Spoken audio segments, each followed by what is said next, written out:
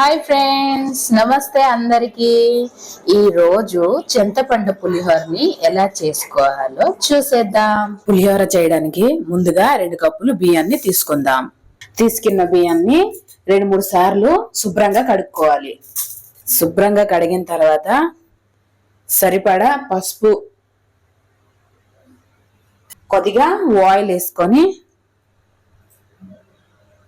శుభ్రంగా ఇలా కలుపుకున్నాం కదండి. ఇప్పుడు వాటర్ వేసుకుందాం. వాటర్ని వేసుకుందాం.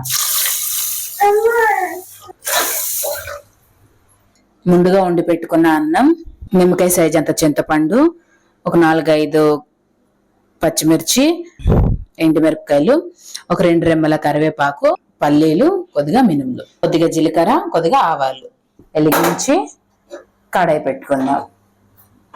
ఇప్పుడు ఆయిల్ హీట్ అయ్యాక ఎండుమిరపకాయల్ని వేసుకోవాలి. వేసుకొని కలుపుకోవాలి. ఇలా నెక్స్ట్ పల్లీల్ని వేసుకోవాలి.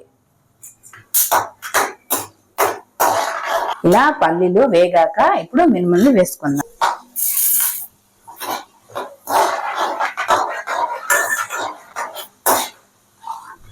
అవి కొద్దిగా వేగాక 1 టీ స్పూన్ ఆవాలు, ఒక చిటపటలాడాక 1 టీ స్పూన్ జీలకర్ర,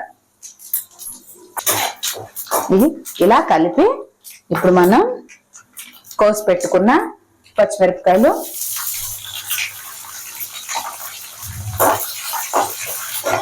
కొద్దిగా కరివేపాకుని వేసుకున్నాం.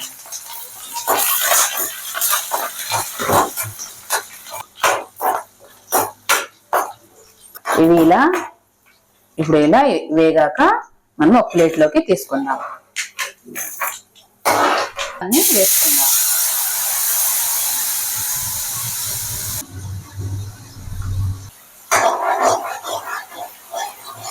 ఇలా చింతపండు గుజ్జుని దగ్గర అయ్యేంత వరకు కలుపుకోవాలి. చూసారు కదండి, ఇలా దగ్గర అయిపోయింది. ఇప్పుడు మనం అన్నంలోకి ఈ గుజ్జుని వేసుకుందాం. ఇప్పుడు ముందుగా ప్లేట్లోకి తీసుకున్న ఇవన్నీ ఇప్పుడు వేసుకుందాం. అన్నంలోకి ఈ గుజ్జుని అన్నంలోకి వేసుకుందాం.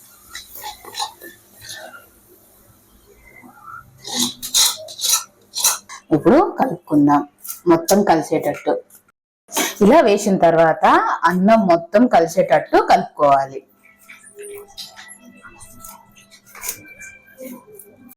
చూసారు కదండి, ఎంతో రుచికరమైన పులిహోర రెడీ అయింది.